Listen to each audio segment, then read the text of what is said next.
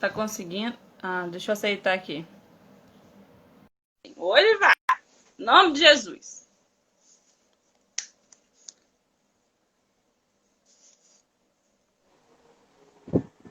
Pronto, ó, toda bonita.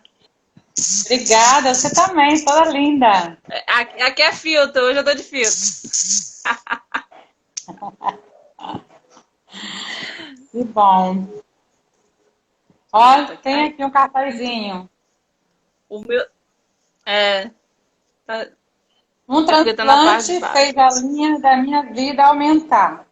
Sem dúvida. Detalhe, a minha linha era essa vermelha e agora vai ser verde. Olha que tá aqui, ó. Sua. Tá Tá vendo melhor. direitinho? A sua internet acho que tá meio ruim, tia. É bugada. É, deu uma travadinha também a sua aqui. Eu tô assistindo aqui pelo outro celular, que agora eu tô esperto. Tô com 2 celulares. Ah, Não tô mais brincando em serviço, não. a gente vai pegando experiência. Ó, Eliane entrou. Boa noite, querida. Clara também entrou. Amiga. Daqui uns dias ela que vai estar aqui contando a história dela. Hoje, né, Vanessa, eu vou estar falando sobre a trajetória, o meu testemunho. Tem algum barulho assim atrapalhando aqui? Não. Não. Ok. Eu vou estar dando o meu testemunho, a minha experiência, o meu relato, a minha história, para contribuir com as pessoas que estão precisando passar por essa situação. Há alguns dias mais para frente aí, a Eliane, que está assistindo aqui, boa noite, obrigada, amiga, pela sua presença, vai estar falando sobre a história de vida dela. Obrigada, Nete, boa noite. Deixa eu só fechar aqui o negócio rapidinho. Um segundo.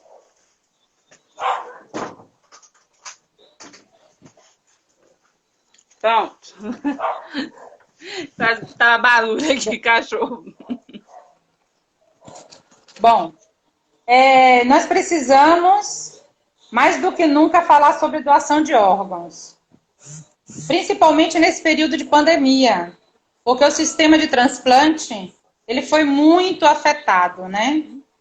Muitos pacientes estão na lista de espera por um órgão e tá assim, ansiosos por esperar aquele, na esperança do sim, de conseguir o sim, o tanto sim,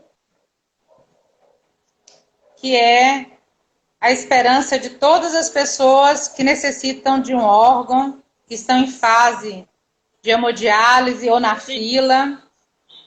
Então, vamos começar dizendo assim, fale com sua família que você é um doador de órgãos. Você pode salvar até 8 vidas. Aqui no Brasil, né? No Brasil a gente salva até 8. Fora do Brasil a gente salva bem mais. Se a gente colocar órgãos e tecidos, a gente pode salvar até 50.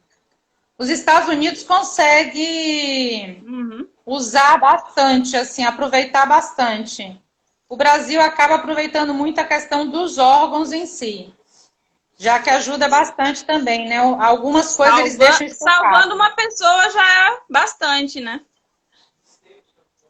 Já, com certeza. E então, uma coisa assim, que eu tô agora num grupo de psicólogas especializadas em nefrologia e na questão do transplante. Algumas vão até ver gravado isso aqui depois.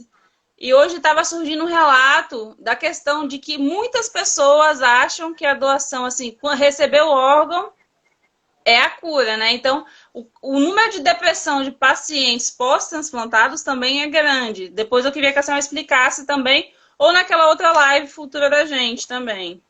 A gente hoje estava discutindo a respeito disso no grupo. Tá. Bom, como eu vou começar com a minha história, se por acaso nessa live não der para explicar isso aí, a gente pode deixar para a próxima, que a gente já tem uma próxima. De perguntas e respostas, né? de perguntas e respostas. Inclusive, as pessoas que estão participando, se quiserem fazer algumas perguntas também, aí você vai anotando. Tá bom, Vanessa? Certinho. Anota, porque aí você vai me perguntando. Essa também você deixa anotado e depois você me pergunta. Então, vamos começando, as pessoas depois vão entrando, outros vão assistindo depois. Bom, a minha história, na realidade, é em busca de um transplante. É uma corrida pela vida contra o tempo. É uma corrida porque a gente... É tudo muito complicado, muito demorado, e a gente está sempre correndo contra o tempo. Ele não perdoa. A gente vai envelhecendo, os órgãos vão parando, e quem tem uma deficiência, aí vai parando muito mais rápido. Então, eu nasci com os rins policísticos, isso é uma doença hereditária. Na minha família de 3 filhos, pai e mãe, do mesmo pai e mãe, só eu fui a premiada, os outros 2 não. E eu descobri, já sabia que tinha antecedentes, assim, antepassados que tinham problema. Meu avô, meu pai, minha tia. Mas eu descobri a doença em mim mesmo quando eu tinha 18 anos, porque essa minha tia faleceu e os médicos pediram para que toda a família fizesse os exames para ver se as pessoas tinham esse mesmo problema que era rins policístico. Então eu descobri aos 18 anos e a partir dos 18 anos eu comecei a ter uma vida regrada na alimentação, em bebida, aí parei de comer carne, por exemplo, tomar café. Então, bebidas de forma nenhuma, acompanhamento médico constante. Então, isso foi a partir dos 18. Aí mantive essa vida dessa forma e com 30 anos, aí começou os sintomas de pressão alta. Aí esses sintomas, antigamente, segundo a ciência, porque tudo está no processo de evolução, né? A lei do progresso. Antigamente a ciência dizia assim, se você tinha um problema de rins policístico, se você mantivesse a sua pressão mais baixa do que é o normal, você retardaria o problema dos rins, ou seja, a morte do rim, a perda renal, você retardaria. Isso era antigamente um estudo, antigamente. Como eu sou do antigamente, então, sou uma das antigas, eu entrei nesse estudo. E eu fazia isso, esse controle de uma pressão mais baixa do que o normal, para ver se eu conseguia deixar o rins trabalhando o máximo de tempo possível. Só que hoje em dia a ciência diz que não. Depois de muito congresso, o médico, o nefrologista que sempre me acompanhou, que eu tenho aqui uma eterna gratidão por ele, Anderson Arruda de Eunápolis, que mais para frente eu vou estar falando, uma eterna gratidão por todo o acompanhamento que ele fez comigo. Depois de muito estudo, muito curso nos Estados Unidos, esses congressos que ele viaja muito para fazer isso, descobriu que não.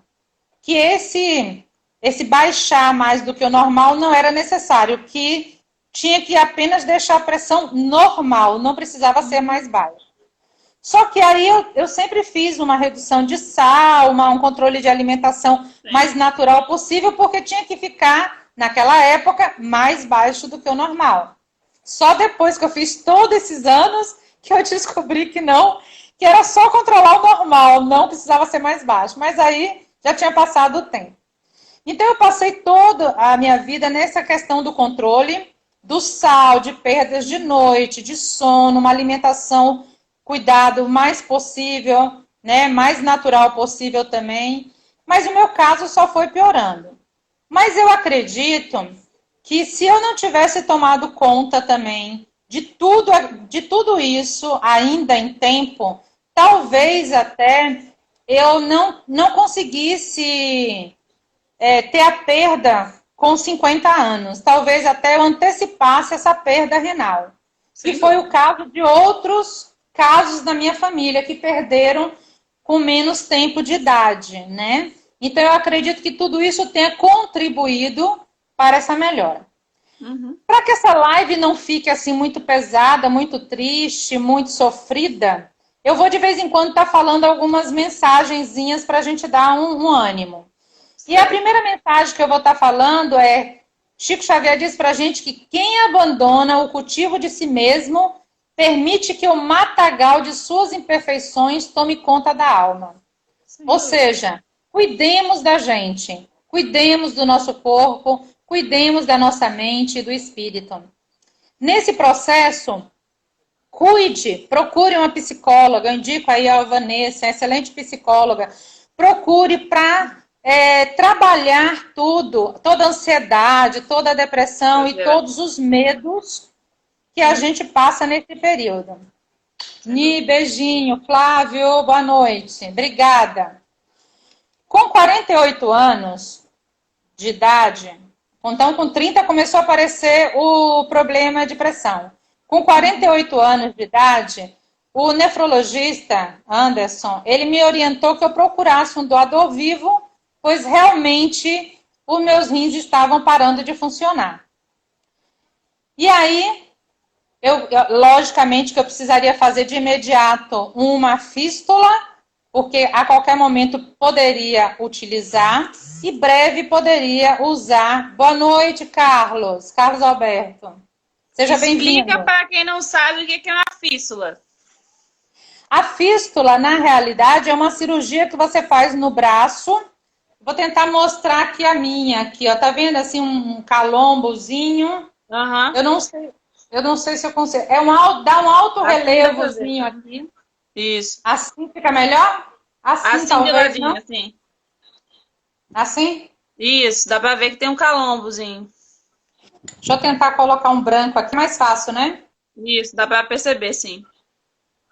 Isso. Isso aqui é um vascular que faz.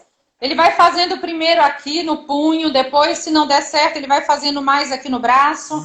Aí ele vai aumentando perto do cotovelo e até em cima do braço aqui, nessa parte. Se num braço não der certo, ele vai utilizando no outro. Se você é destra, ele faz no canhoto, na mão esquerda. Se você for canhota, ele faz na mão direita. Para que você utilize menos aquela mão. Aquela mão ela tem que estar um pouco resguardada. Tem que ter pouco esforço nessa mão, na realidade. Então, aí isso é a fístula. Então, eu fiz a fístula e aí normalmente tem um tempo de maturação que dá uns 40 dias, um mês a 40 dias mais ou menos. No máximo 60, se você cuidar bem direitinho dela. E aí, a qualquer momento que você precise usar, você ir para hemodiálise, você pode usar a fístula. Caso você não use pela fístula, você tem que usar no catéter, que é provisório, mas que há um risco, que é no pescoço, mas que há um risco muito grande de infecção. Então, por mais cuidado que a gente tome, há um risco muito grande. Aquilo lá, eles sempre dizem, é provisório, né? O ideal seria realmente a fístula. Então, depois que a gente faz essa fístula, que é a união de uma veia com uma artéria, para que dê uma bombada maior, para que o sangue que saia do teu corpo para entrar na máquina tenha força e a máquina levar de volta para o teu corpo. Então, é para aquele bombeio, né? É uma função nesse setor. Bom, fiz a fístula e aí eu precisava correr com alguém que fosse compatível. Bom, meu irmão mais velho, que chama Carlinhos, ele se disponibilizou e nós fizemos um teste de compatibilidade em Salvador. Graças a Deus, na época, deu 100% de compatibilidade, que é raríssimo, muito difícil. Inclusive, até irmãos gêmeos, segundo o Nefro falou, que é raro dar 100% de compatibilidade. Normalmente dá menos. Então, esse resultado ele é um pouquinho demorado. Faz em Salvador, sob pedido do nefrologista, e aí você aguarda com uns dias, uns 20 dias mais ou menos, o resultado. Aí, depois disso, nós fomos fazer todos os exames para ver se a saúde dele estava bem. Fizemos todos os exames, a saúde dele estava perfeita. Um detalhe, esses exames são muitos e também são caros. Então, as pessoas que estão nesse processo, é importante que faça com antecedência. Por quê? Porque além de ser muito, e no sistema de saúde da gente é tudo muito demorado, você tem que marcar a agenda, aí marca o exame, depois marca para pegar o resultado, então tudo isso é demorado, é tudo muito caro. Então você precisa estar se programando financeiramente para isso. Bom, uma mensagenzinha para Carlinhos que eu gostaria de dizer que todos nós somos portadores de luz divina. Todos nós somos portadores dessa luz. Fazê-la brilhar é tarefa de cada um. Então, a gratidão eterna por você, Carlinhos, ter feito a sua luz brilhar com esse ato, com essa bondade, com essa caridade, com esse amor. Marquei, então, num centro de transplante, porque aqui em Porto Seguro, você estando na Bahia, você teria a opção Bahia. Só que Salvador, na época, não estava fazendo transplante. E o centro de transplante lá, o Ananeri, não é um centro que tem uma grande quantidade de transplante. Às vezes é um pouco demorado, a fila demora muito para andar. Devido a isso, o Nefro pede que você escolha uma outra capital. BH, Espírito Santo, Rio, São Paulo. Rio, no momento, naquela época e no momento, eu não indico muito. Existem muitos mortos e tem até muitos órgãos. Mas o sistema de saúde no Rio, no momento, o sistema de saúde estadual, não está bom, porque estava em crise. Tinha problema de verba. Então, com isso, o Rio de Janeiro não era uma das melhores opções, apesar de que tem centros de transplantes lá e dizem que são muito bons, inclusive. É que é mais demorado por esse problema da saúde. Então, marquei em Vitória do Espírito Santo, no Centro de Transplante Meridional. Fui para lá e aí levei todos os meus exames, tanto os meus quanto os deles, o de Carlinhos, porque como são vários, eu fui fazendo tudo por aqui para adiantar.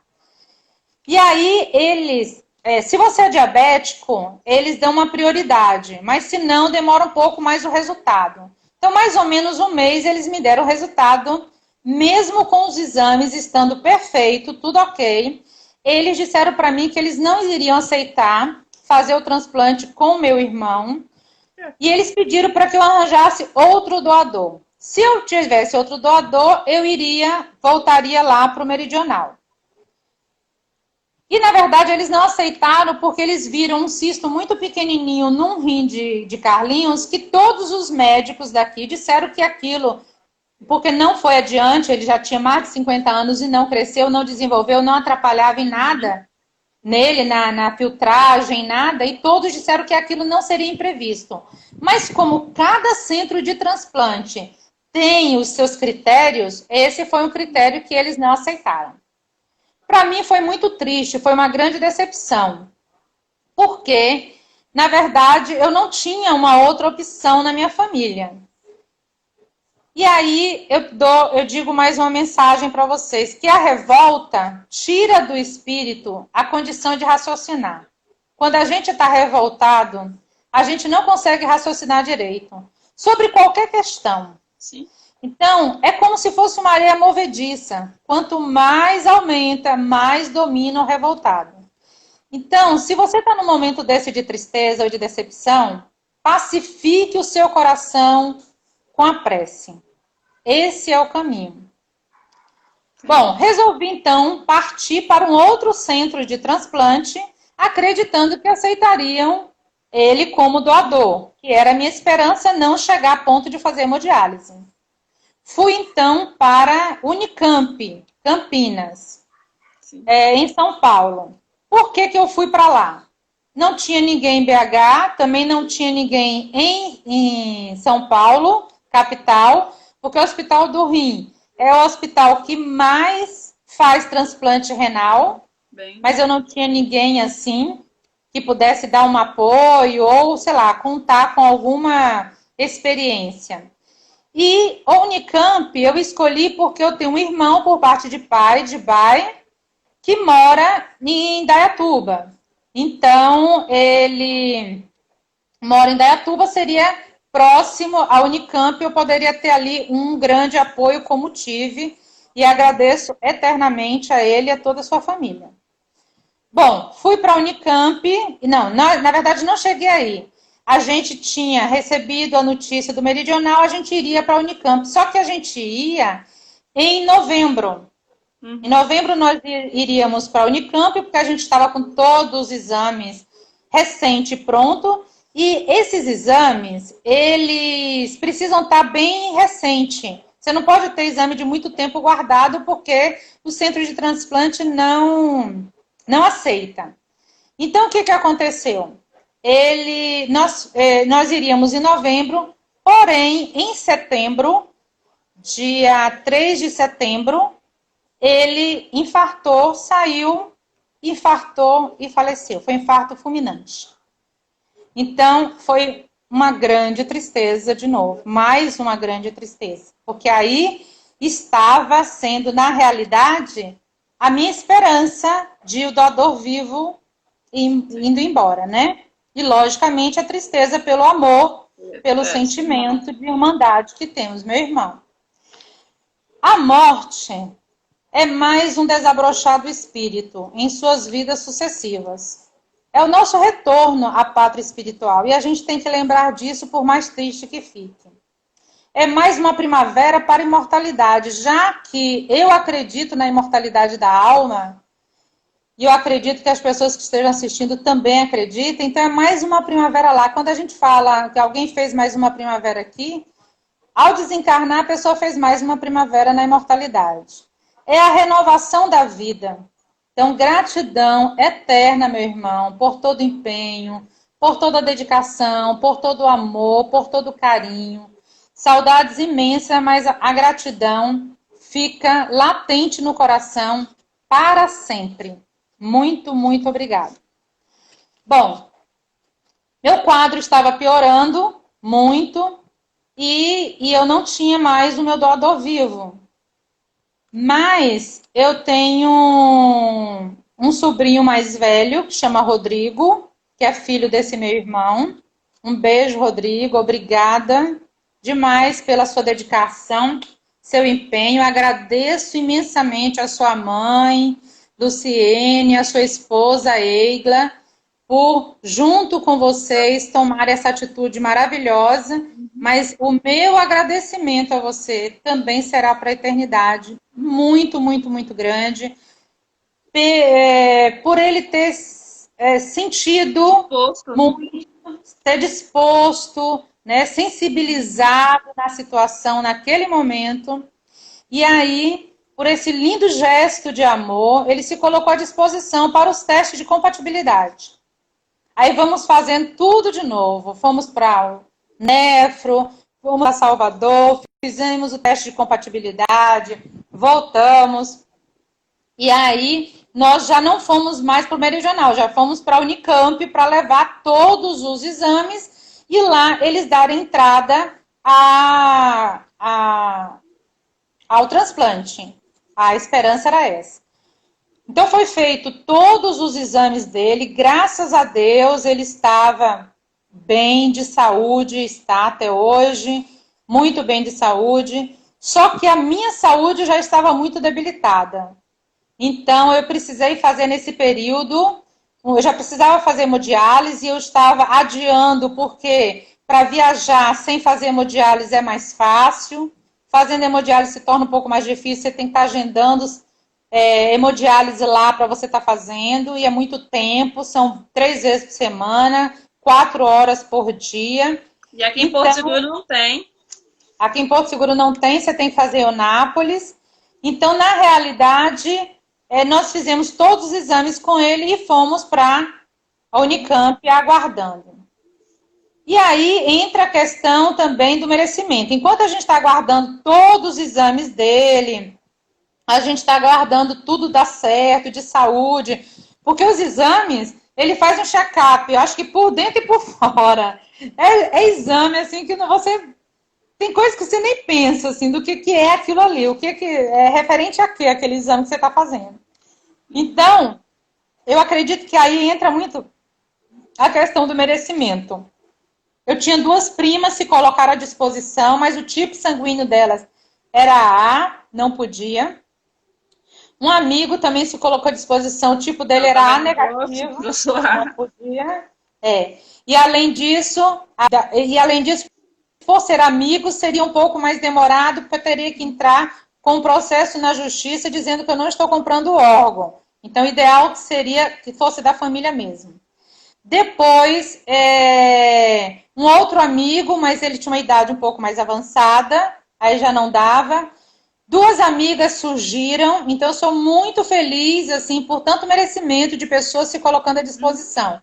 2 amigas surgiram, mas uma, o tipo, era A, e a outra também tinha mais de 70 anos. Então, a minha esperança, na verdade, era dar certo tudo com o Rodrigo.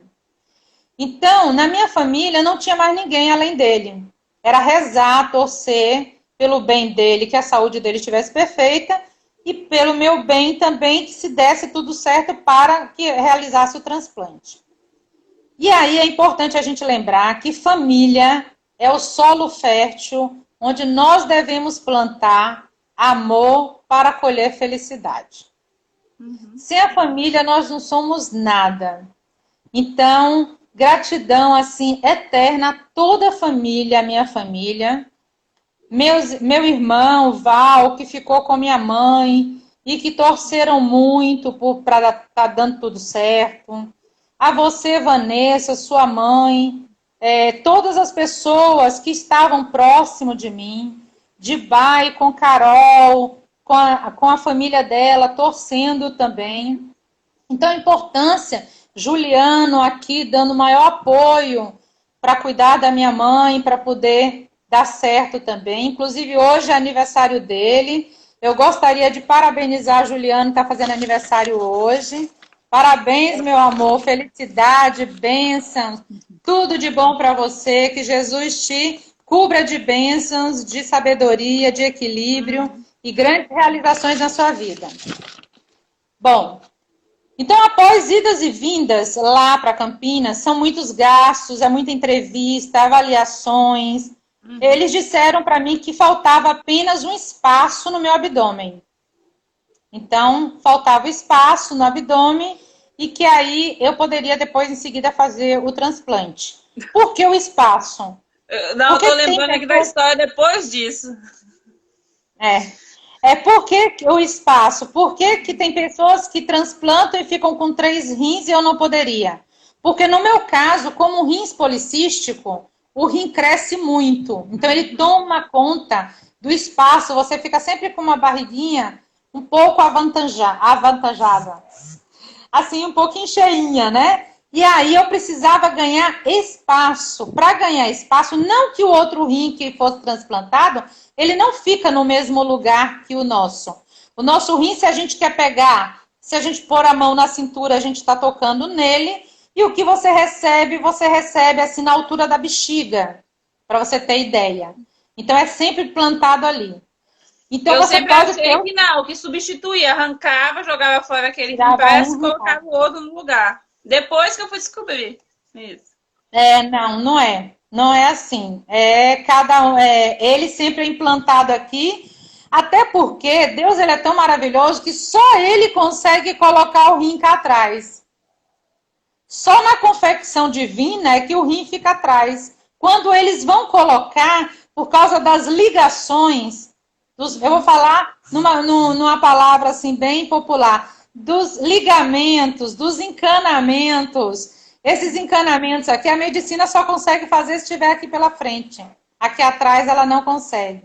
Olha como Deus é perfeito em tudo, né? Então, após tudo isso, eu fui urgente para BH fazer a retirada do rim. Por que BH eu não fiz em Campinas? Porque Campinas era pelo SUS, a agenda, como a gente sabe, todo SUS tem um processo demorado de agenda. Então, eu fui para BH para retirar, porque BH eu iria fazer pelo plano e seria muito mais rápido. E eu não teria mais tempo, eu tinha que tirar, porque o meu tempo realmente já estava findando e eu precisava ir para hemodiálise.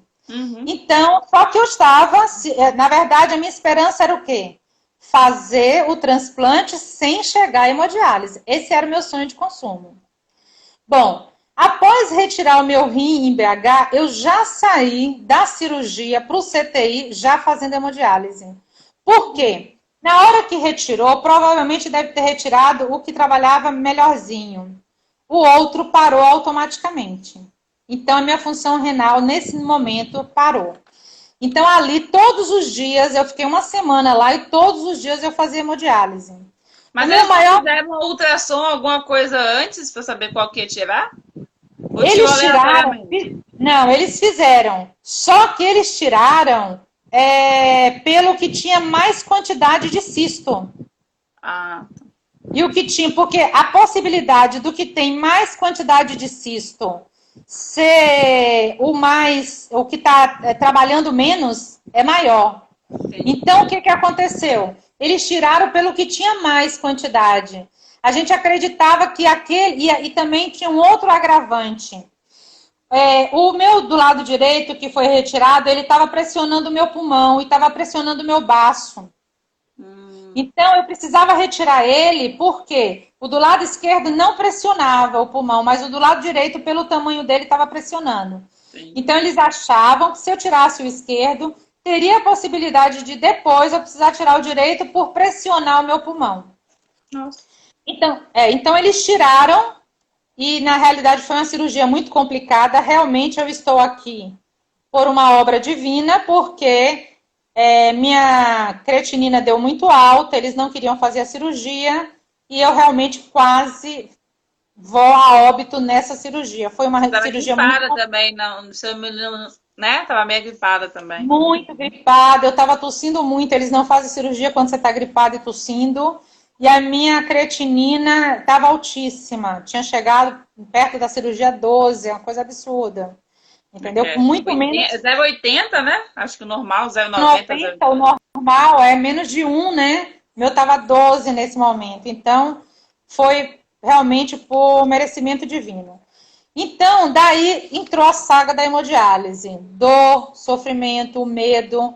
Aí, de novo, a importância que a gente tem de um acompanhamento psicológico. Se as pessoas estiverem passando por isso, procurem, façam empenho, procuram um psicólogo, uma psicóloga.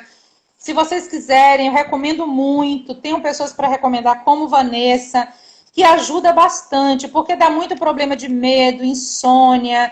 Você acorda... Aqui em Porto Seguro não tem lugar para fazer hemodiálise. Eu acordava 4 horas da manhã para poder estar lá, às 6 para 7 começar. Chegava em casa em torno de 1 hora da tarde para almoçar. A viagem se torna muito cansativa, porque é uma viagem com várias outras pessoas, tem uma van que você consegue, né? Se você for do SUS, você consegue pela prefeitura para que te leve até lá. Então, realmente é um processo de grande dificuldade, porque a dificuldade de transporte, a impossibilidade do trabalho, você não pode trabalhar. Quem é que vai te dar um trabalho se você tem que sair segunda, quarta, sexta e vai ficar a manhã inteira, vai chegar em casa de tarde? Pode chegar não se sentindo bem, porque cada pessoa reage de uma forma diferente. Uhum. Eu tive muito problema com a minha fístula, isso aqui, né, que eu te mostrei no início, porque a minha fístula não tinha um calibre bom, a minha veia é muito fina, isso dificultava muito o processo de hemodiálise, porque a hemodiálise tem ali a quantidade de litros e a velocidade, mas se você tiver uma fístula boa, se você não tiver com ela boa, você não consegue pegar nem a quantidade para limpar e nem a velocidade que você precisa. Então, em vez de você limpar 90%, você limpa 40%, 60%, 50%, depende da quantidade de tempo que você fica.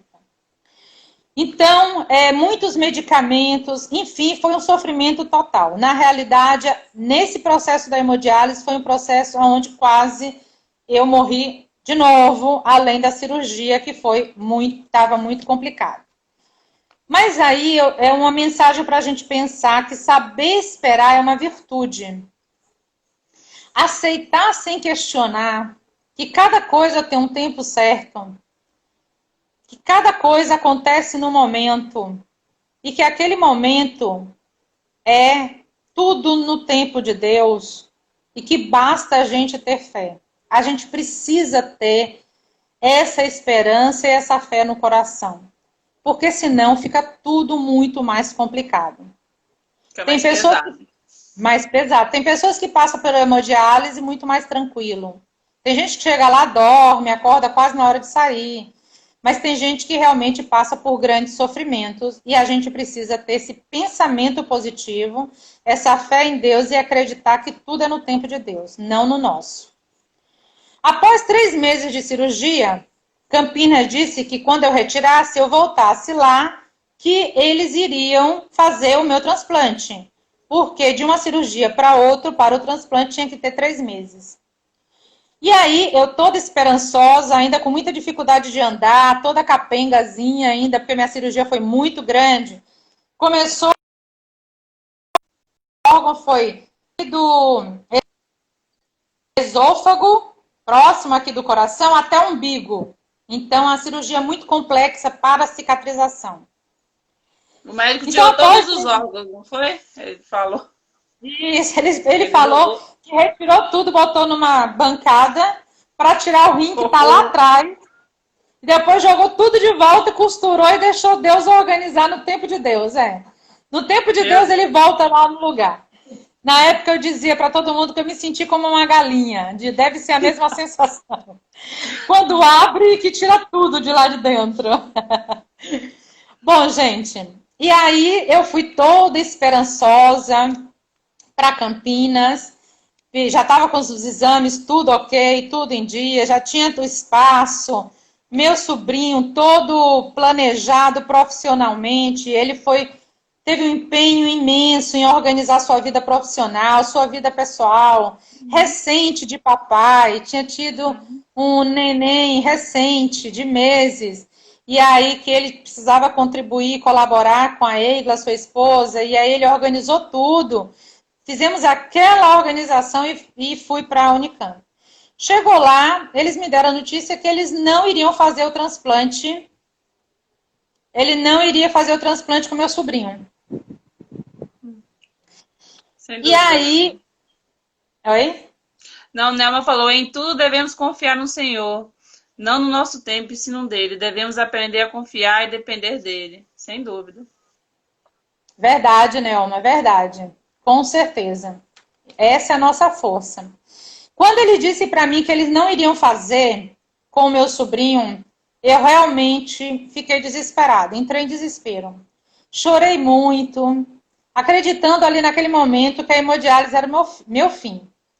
Mas eu fiquei tão triste, tão decepcionada, achei que era falta de respeito, porque eu já tinha levado todos os exames, e em todos os exames eles disseram que estava tudo sob controle, tudo perfeito, só faltava o espaço no meu órgão, no meu abdômen, e quando eu consegui ter o espaço no meu abdômen, eles me disseram isso, que não iriam fazer. E eles não me deram muita justificativa, apenas disseram que tinha uma artériazinha que era um pouco fina do meu sobrinho. Eu acreditei que era por causa da idade, que ele tinha 30 anos.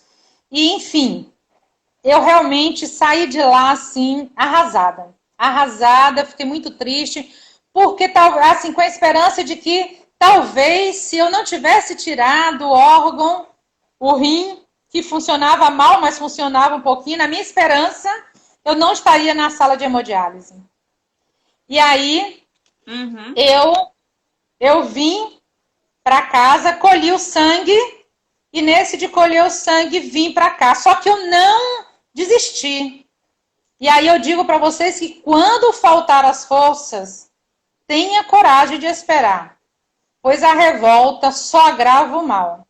O sofrimento se torna mais doloroso, para que a gente possa nos manter firme. Realmente, o objetivo, o caminho é a oração. E aí, Rodrigo não desanimou e eu também não, e nós fomos para BH com todos os exames para fazer uma avaliação, para ver se conseguia fazer por BH.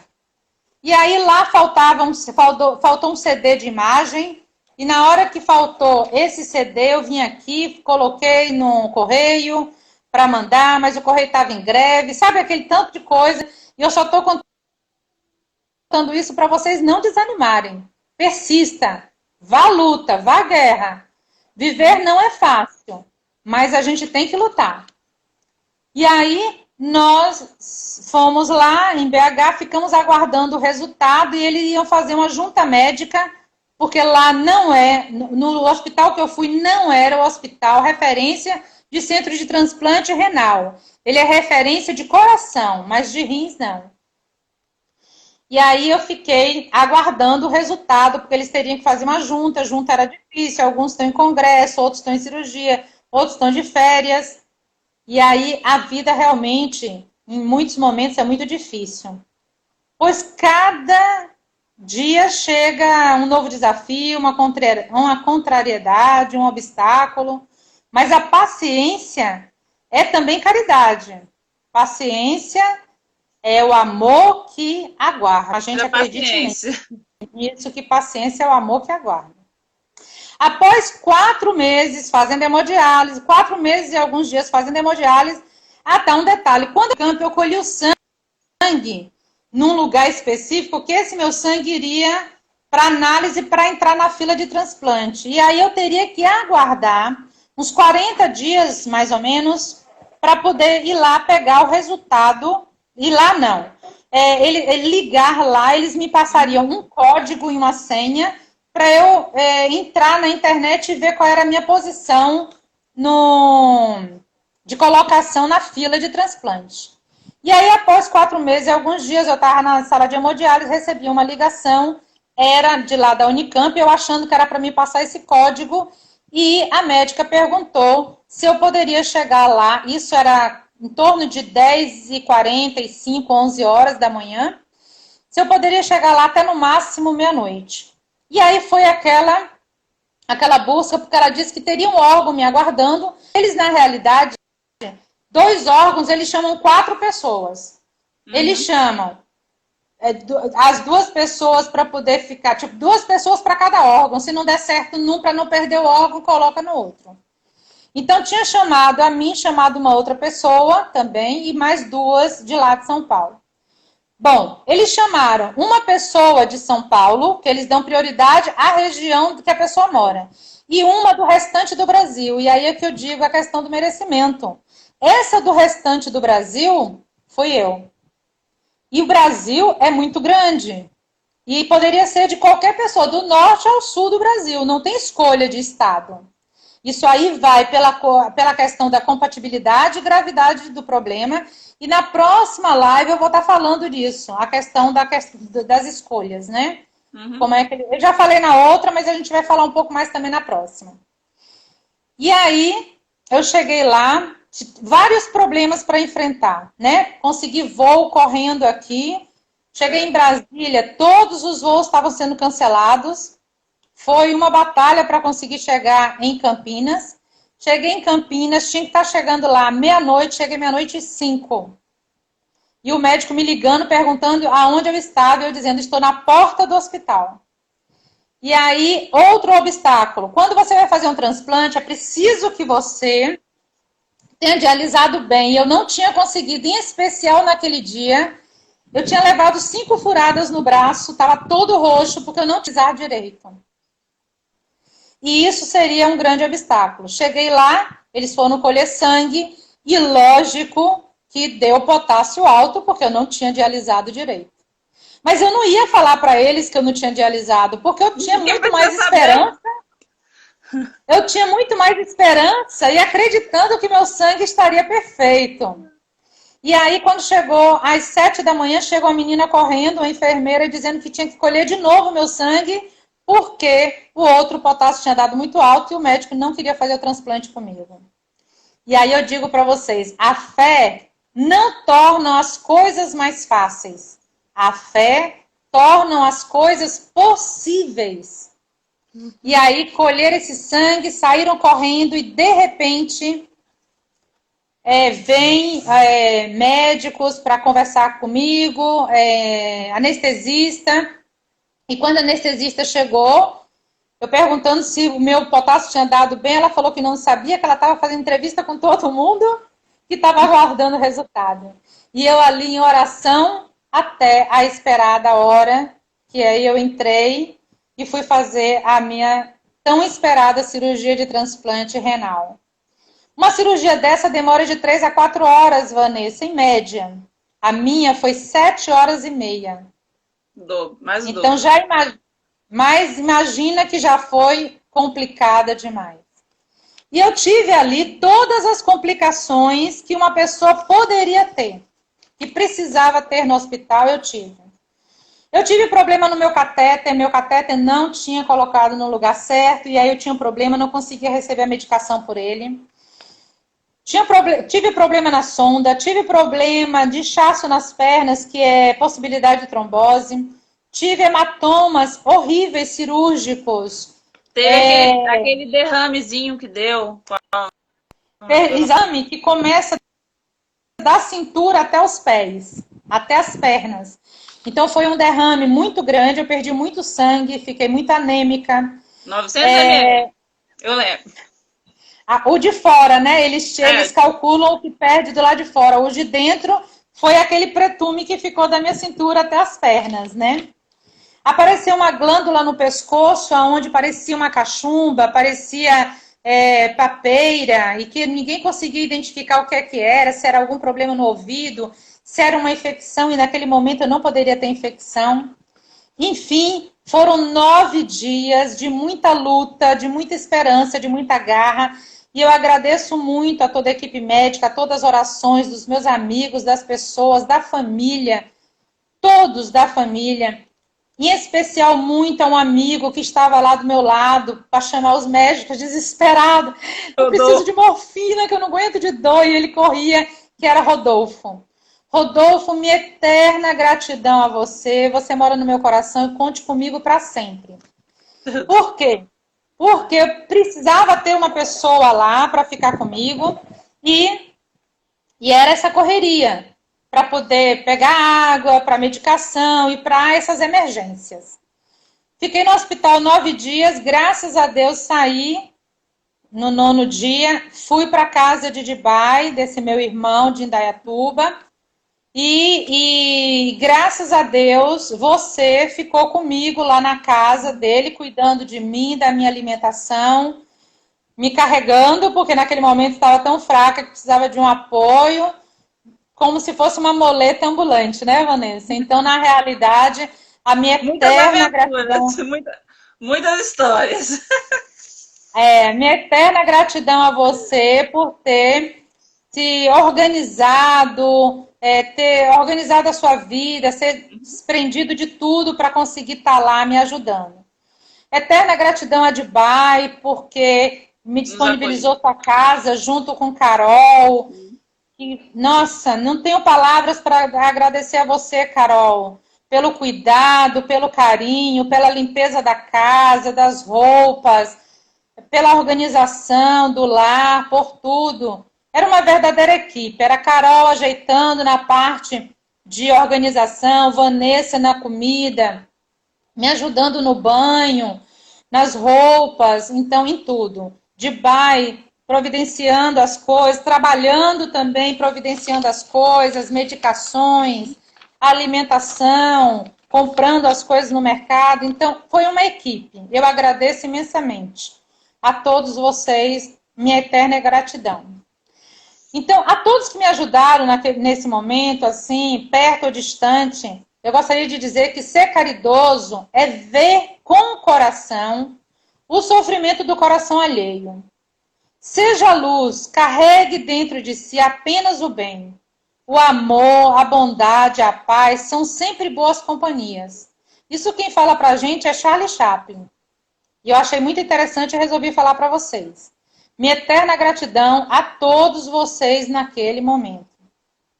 Então, hoje, graças a Deus, transplantada, tendo muitas limitações na alimentação, bebida, cuidados, porque a pessoa, quando está transplantada, ela não está curada.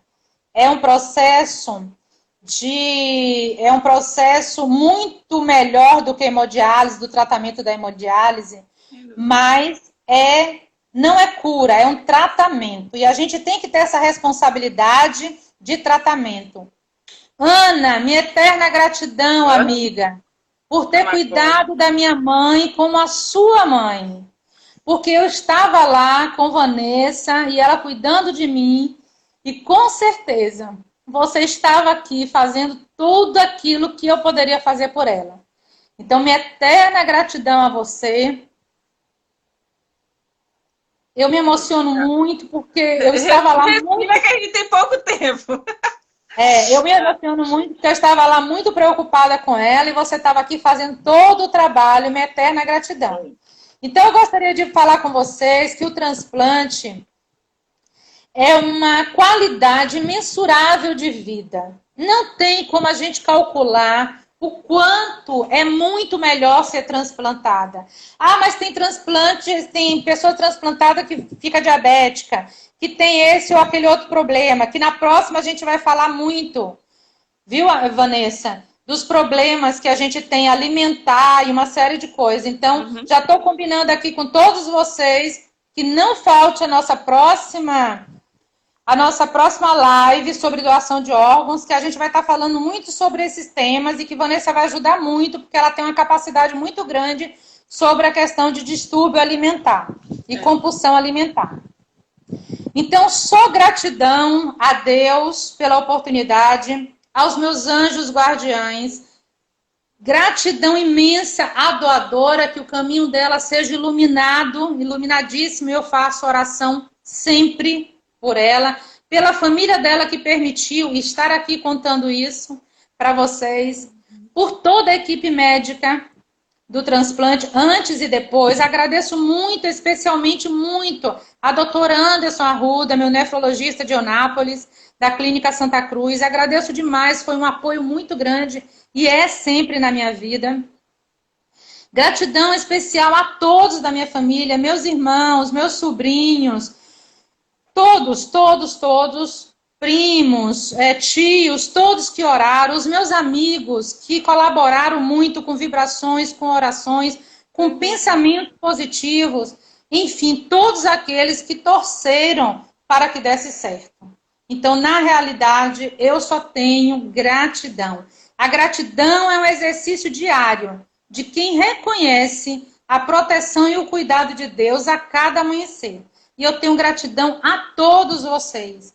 Tanto os amigos como a Nete, Conceição, da ajuda. A Toninha ajudou muito, minha prima. Tantas pessoas em orações o tempo inteiro, da ajuda. Vinha aqui em casa, fazia por mim o que eu não tinha condições de fazer. Então, a minha eterna gratidão a todos vocês. Eu não sei como é que tá o tempo aí, como é que tá? 2 minutinhos? É, porque tem que fechar para gravar a live. Então, já vai fechar agora? Já tá na hora, já, né? Já vou fechar agora. Manda um beijo pro povo. Então, gente, beijo. Até a próxima live. Manda recado, pode ser para a tia Adriana ou para mim, que a gente vai anotar as perguntas para responder na próxima live, segunda-feira agora. Isso. Na próxima segunda-feira, nós já temos live de pergunta e resposta. Então, pergunte, questione. Eu já tenho algumas e aí a gente vai perguntar mais. Gente, obrigado. Obrigado, Vanessa, pela oportunidade. Espero que ajude a tantas pessoas que estão passando por isso. E, por favor, gente, converse com a família de vocês. Sejam doadores, sejam vivo ou desencarnado, ou morto, ou cadáver. Vamos salvar vida. Salvemos vida. Um transplante fez a linha de aumentar. Pode fazer a sua, a daquela pessoa que você conhece. Beijo. Beijo, filha. Fica com Deus. Te amo. Beijo também. Gratidão, gente.